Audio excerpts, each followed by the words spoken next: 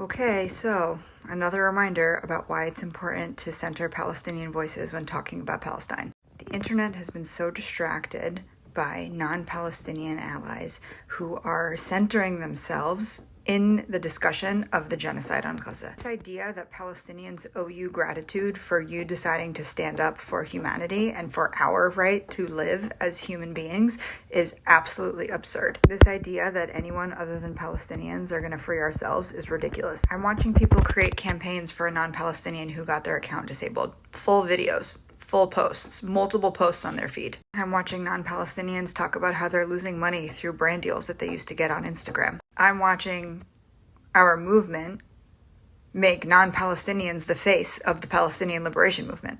Do you know what we as Palestinians risk when we speak out? Every time I open my mouth, I put my family at risk. I make it more difficult for my children to be able to grow up in this country normally, which I don't want them to grow up here anyway, but that's besides the point. Every time I open my mouth, I make it more uncomfortable for our family to live in this country.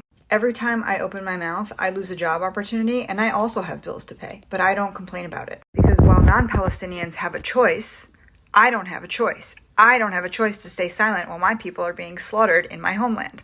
Every time I open my mouth, I risk my safety here in this country. Every time I open my mouth, I solidify that I will not be able to return to Palestine while it is under Israeli occupation. There isn't a single Palestinian who wants to be the face of our liberation movement. And for some reason, non-Palestinians are consistently trying to obtain that title.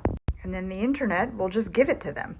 Being a good ally means that you recognize that whatever you're losing, whatever you're putting at risk, means nothing compared to what Palestinians put at risk every day just by existing, let alone speaking out for our own people. You don't get to demand gratitude as an ally for doing your job as a human being and speaking out against atrocities. If you want gratitude in reciprocation for the work that you should be doing as a human being to stand up for Gaza and for Palestinians and for people oppressed everywhere, then you are not in it for the right reason. If you need to consistently share about the losses that you have experienced as a non-Palestinian because of speaking up for Palestine, it's an ego thing. And Palestinians are guilty of this too. We cling on to anyone who's not a part of our community for giving us a little bit of attention. So I'm going to repeat it. No one puts as much at risk for speaking about Palestine as much as Palestinians do. We don't want to hear about your profit losses. We don't want to hear about your defamation lawsuits. We want you to continue posting about Gaza, and we want you to be 10 toes down all the time for the liberation of our people like you claim to be.